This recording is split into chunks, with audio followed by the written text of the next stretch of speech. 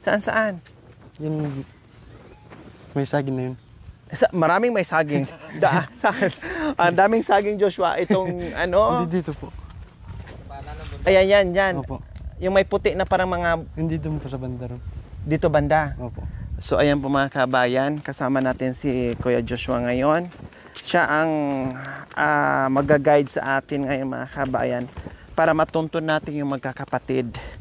No, matuntun natin ang magkakapatid, mapuntahan natin yung kanilang taniman. Ang layo, grabe mga kabayan.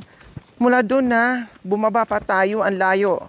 Nakasasakyan tayo mga kabayan, ang layo ng ating nilakad. And then bababa tayo ngayon, no? At ito, hindi na kaya ng sasakyan. Pero feeling ko dati mga kabayan, malaki to, dinadaanan to ng kailang siyempre sa tagal ng panahon mga kabayan, dinadaanan ng tubig baha. Kaya nawawash out at kumipot yung daan at lumalim. Kaya oras na para umpisahan natin ang lakaran na 2 oras, sabi natin Shirley. Okay, sige, kaya natin yan. So, ang balikan, 4 na oras. So, mamayang alas 12 ng hating gabi tayo makakauwi, Joshua. Hindi po. Ha? Hindi. Oh, hindi kasi kung ikaw maglakad, isang takbuhan mo lang to, no? Okay na, siyempre yung lakad namin. Kung para sa inyo 2 oras, nako, sa akin 3 oras na yon. Dahil mahina lang tayo maglakad eh. Hindi pwedeng biglain natin. Kailangan alale lang din para hindi tayo mapagod kaagad. So ito ang dinadaanan ni Kuya Binbin and Kuya Marwin sa paghahakot, akyat baba sa kanilang kalakal at paglilinis, pagtatanim. Kailangan lang maglakad ng 2 oras, isang puntahan, no?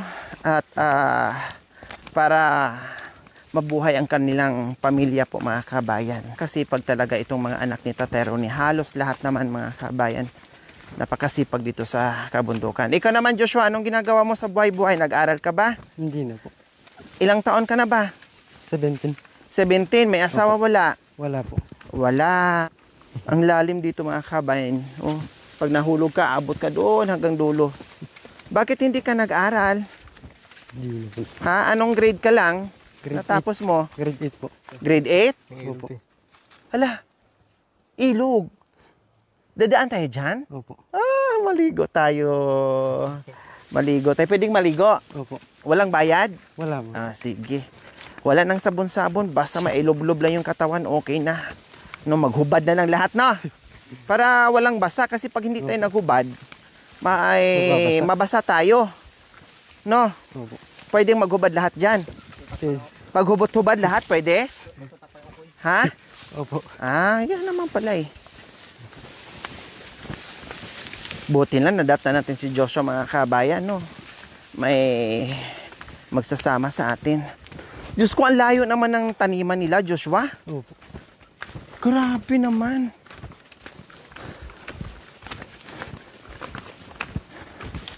Bantay-bantay tayo sa Joshua, ha? Kasi sabi nila, pag ganito, September ay mabangis ang mga ahas. Naglalabasan daw ang ahas pag ganito. Saan ka galing? Naglabas saan? Dito po sana. Sa anong pinaglaban mo? Sa ilog, sa sapa, sa sibol? Ha? Sa Cebu. Sa sibol. May sibol din dyan. Sige. Bigat yan? 2 po yung sibol dyan. Ang galing tong mga batang ito. Akala ko sa ilog sila Naku, magpayong tayo mga kabayan. Talagang mainit na.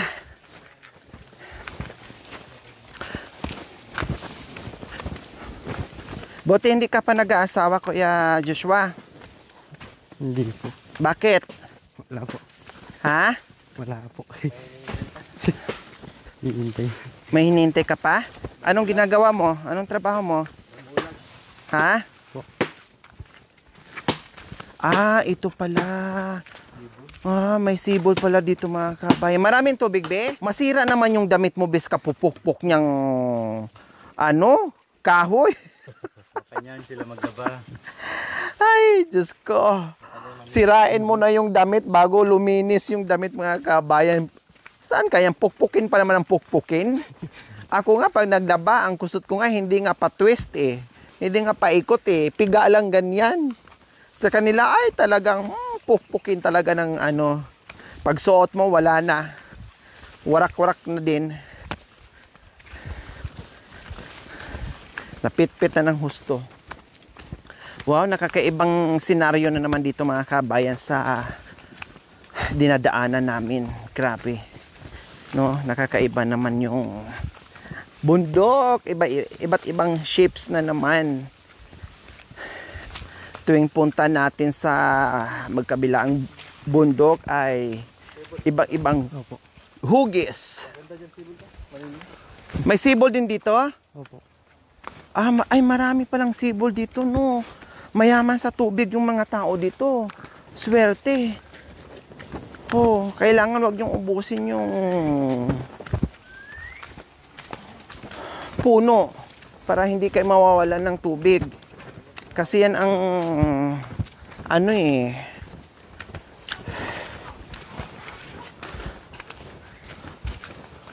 na nagbibigay ng ano, tubig yung mga puno. Oh, wow, ang daming naglaba dyan. Oh. Marami pa bang tubig? Wala na. Ay, wala na. Inubos nyo na. Lahat to may laman? Ito. Wala na. Ito, wala din. Parang bagay na. Oh, dito. Ayun, sibol din siya. Oh, wow, ang galing. Kahit umuulan, ay kahit mainit, ate, marami din siya, hindi siya nawawalan. Wow, swerte nyo ha. Marami kayong tubig dito. Doon sa kabilang bundok, walang tubig. Aday, ang daming labahin. Tambak. Grabe ang yaman nila, mga kabayan, sa tubig dito. Oh. Talagang panalo sila dito sa tubig. Kaya Diyos ko, kayong may tubig, no, kung kayong may mga sibol diyan sa kabundukan, wag nyong kalbuhin, wag nyong sirain, no, para manatiling bigyan kayo ng tubig. Ito yung daanan nila, Joshua? Opo. Walang ibang daanan? Wala po. Grabe. Ayun yung ilog, mga kabayan, no. Ayun, oh, ang dami ding naglaba doon sa baba. Woo! Woo! Woo! Huwag niyong ubusin yung tubig, ha? Magtira kayo ng tubig. Pakipot ng pakipot, Kuya Joshua, yung... Wala. Kuya Joshua, mag-ano tayo na... Ano ha, baka may ahas. Hindi natin nakikita yung ano. Tanghaling tapat pa naman, Kuya Joshua. Hindi baling ahas ng dalawang ukoy. Huwag lang yung ahas na walang ukoy, Kuya Joshua.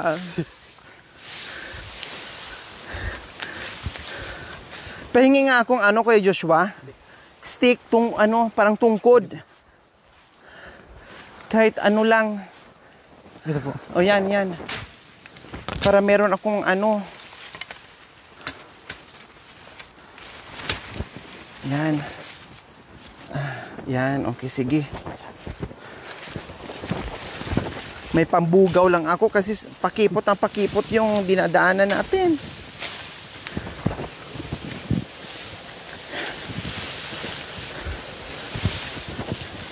Diyos ko, ang ragasan ng tubig, mga kabayan, dinig natin. Alaki ng ilog dyan, ang sarap maligo. Oh. Talagang mismong makakadaan tayo ng tubig ilog. Opo. Tatawid tayo. Opo. Oh, wow. Ang ganda, mga kabayan, ang laki ng tubig. Oh. Saka ang linis-linis, ang daming naglaba doon. Maligo tayo, ha? Opo. Ha? Opo, pwede naman. Ha? Pwede naman po. Oh, maligo ka rin, ha? Opo. Oh. Kasi damay-damay na. Hubaran na lahat, ha? Kasi bawal na magsuot ng damit, mabasa tayo. Wow! Ang ganda dito mga kabayan. Diyos ko mga kabayan, no? Kita nyo naman yung dinadaanan ko, ang kipot, oh. Ay, Diyos ko. Grabe yung daanan na to. Uy! Yung iba, Kuya Joshua, alisin mo. Opo.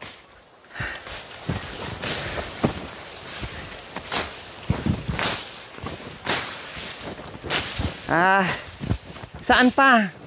Diyan po sa baba. Doon daw sa baba. Isang oras kalahati na kami mga kabayan. Hala, wow! Ang ganda naman dito! Ay, Diyos ko, ang sarap dito mga kabayan.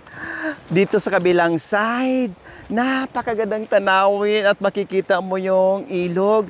Dito naman din sa kabilang side, napakagandang tanawin din at makikita mo rin yung magandang ilog dyan mga kabayan. At tatawid tayo dyan. Nako, talagang mababasa tayo nito mga kabayan, no? Kasi napakalaki ng ilog dyan. Wow! Diyos ko, tanggal ang pagod sa paglalakad. Tanggal ang pagod sa paglalakad.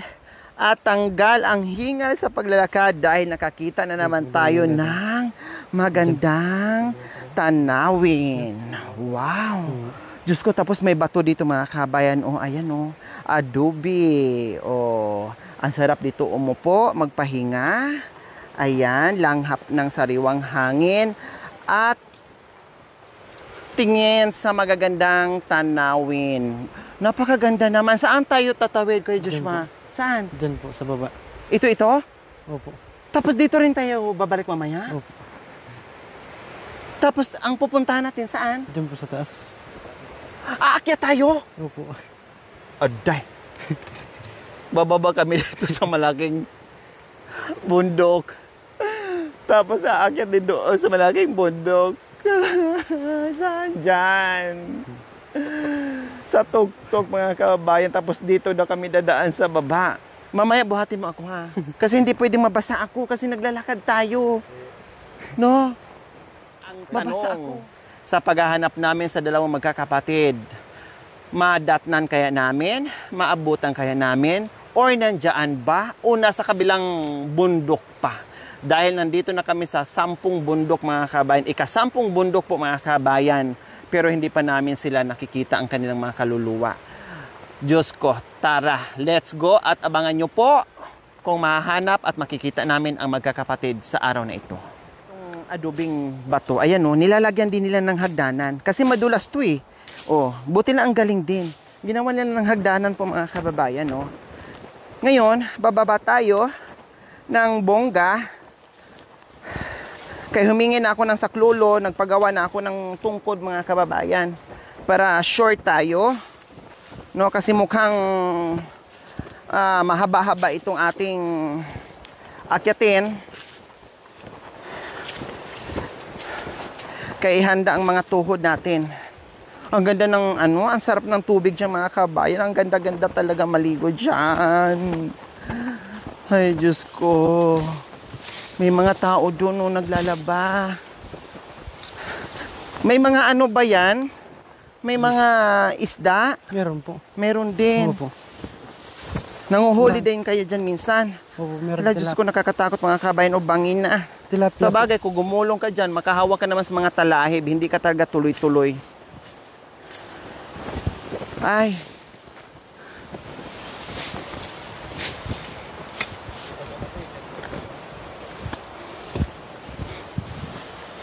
Grabe.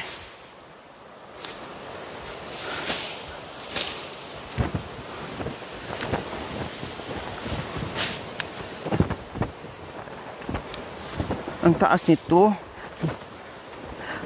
Wala silang choice dito mga kabayan. Itong dinadaanin natin ngayon na pahirapan. No? Sa kamera, akala nyo po mga kabayan ay hindi siya ganun katarik.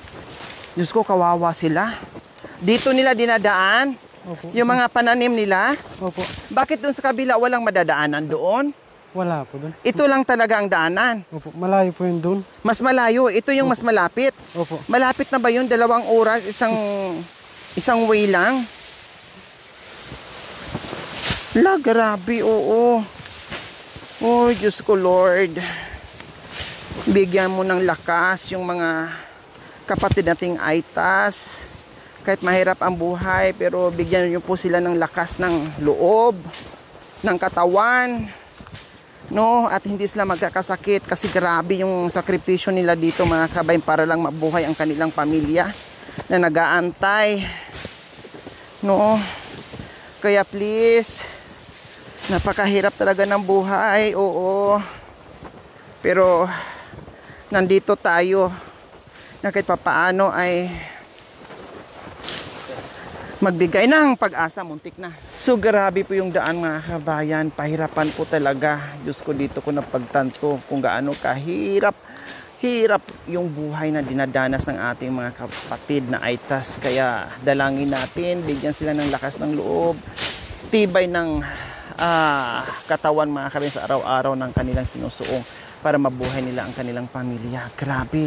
Kaya please, huwag po tayong magsawa, no, manood without skipping ads, paki-like and share para ma-spread out natin yung ating pagmamahal dahil ang dami pang mga katutubong Aitas ng mga kapatid natin, no, na nagaantay sa ating biyaya mga kabayan. Kaya please, no, kaya salamat po talaga doon sa ating mga sponsors, subscribers, followers, YouTube members, viewers, commentators at sa lahat na nagmahal sa atin. Ito yon na naman tayo sumuong sa ating mission mga kabayan. Ito na grabe, walang sawang paglalakad sa kabundukan. Please, wag din po kayong magsawang manood without skipping ads. Like and share po mga kabayan. Aray ko. Aday. May anong tawag dyan nung nanunusok? Aray ko. Talagang siya. Ouch.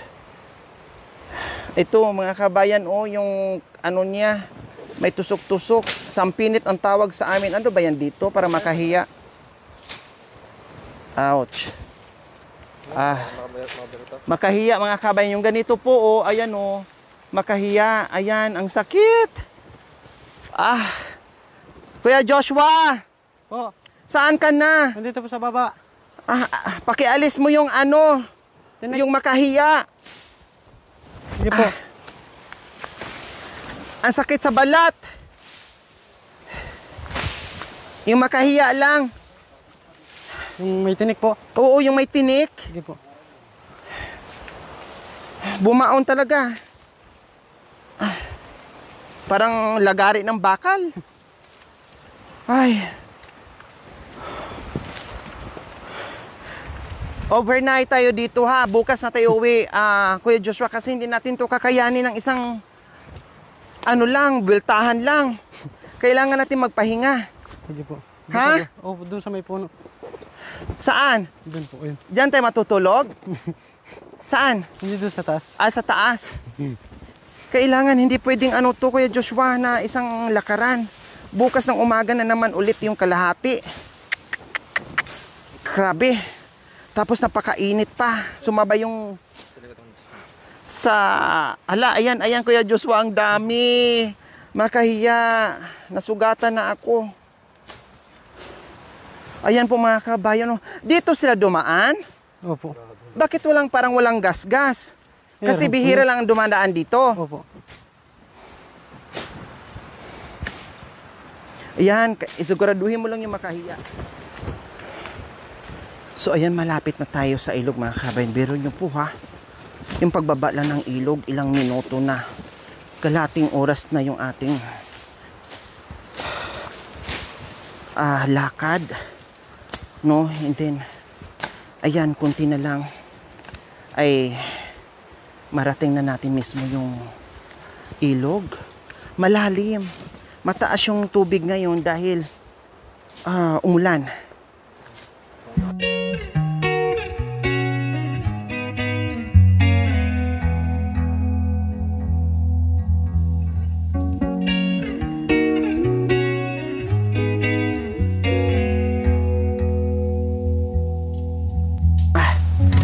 Ay, Diyos ko. Magpakatibay ka tuhod ko ha. Huwag kang papalya-palya dyan dahil hindi pa tayo malayo pa tayo sa katotohanan. Papunta pa lang ito ha, hindi pa tayo pabalik.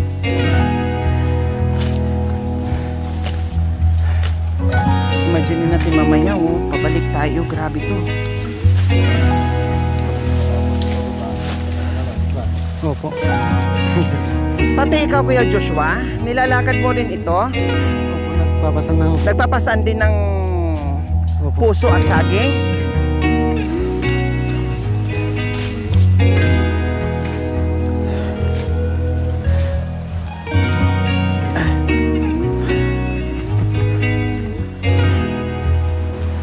So ayan po mga kabayan, grabe, ang hirap. No? Halos walang gasgas yung dinadaanan namin mga kabayan. Tapos ito, nakita nyo po, naakala mo yung makahiya mga kabayan, pero hindi siya ganun ka dami or kasulid yung kanyang tinik. No? Okay lang siya. Hindi katulad ng isa mga kabayan, talagang hapit na hapit sa ano mo, talagang parang tinutusok ka ng karayo mga kabayan. Pag dumikit sa balat mo, baon na baon talaga mga kabayan. Grabe, Diyos ko, ang sakripisyo ng magkakapatid, talagang manang-mana kay Tatay Ronnie na napakasipag mga kabayan sa kabundukan. Yes, sa wakas. Grabe. Ayun po yung pinanggalingan natin, imagine. Tuk-tuk. Ayan po. Tapos nandito na tayo sa ibaba na kung saan ay makapagpahinga tayo dahil merong puno at merong mauupuan, kaya magpapahinga tayo dito sa ilalim ng puno. Wow, ang sarap naman dito, Kuya Joshua. Woo! Ang sarap. Woo! Ano to, puno? Kamatsili. Ay, sayang walang bunga. No, walang bunga ang kamatsili. Kaya magpahinga muna tayo, Kuya Josh, ha? Ayan. Para makarelax yung aming mga paa. Dahil pagod, para hindi kami mapasma na hindi ilusong kaagad dyan sa tubig mga kabayan kasi malalim yung tubig. No?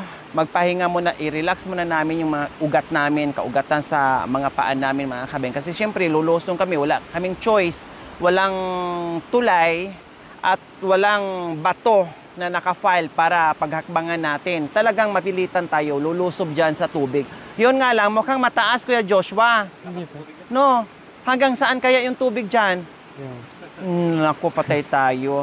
So, maligo muna tayo, ha? Okay, sige. Ay, may palaka. Ay, may palaka. Paano mga kabay? Wala ko ibang inisip. Baka kasi may ahas dyan nakatago. Kasi yung daanan wala ka makikita mga kabayan. No? Kasi puro sobrang sukal dahil masukal siya ng sobra-sobra. No? Dahil kunti lang ang dumadaan. Baka nga siguro sila lang ang dumadaan dito mga kabay. Kasi sila lang siguro ang may pananim dyan. Kaya ganyan ka sukal yung dinadaanan. Nililinis nila mga kabayan. Oh yes, nililinis po nila yan. Kaya lang, syempre, sa taga na rin ng abutin din ng ilang linggo lang, madali at mabilis sumukal ulit, no? Dahil ulan. Kaya madali tumubo yung damo mga kabayan.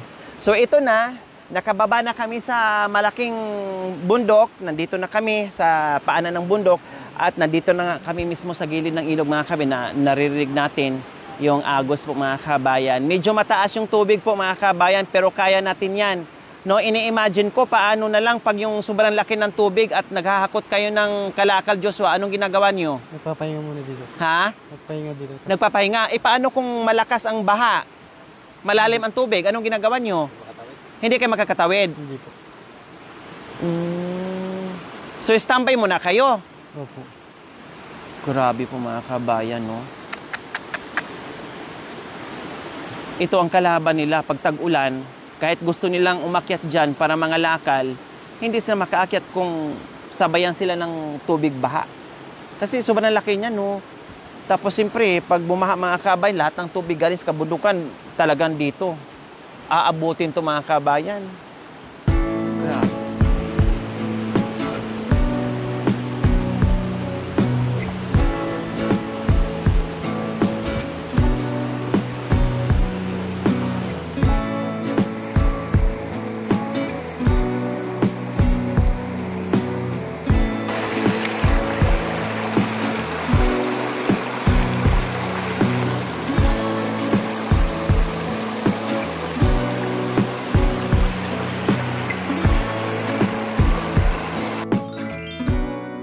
Thank you for watching. Don't forget to like, share, and subscribe.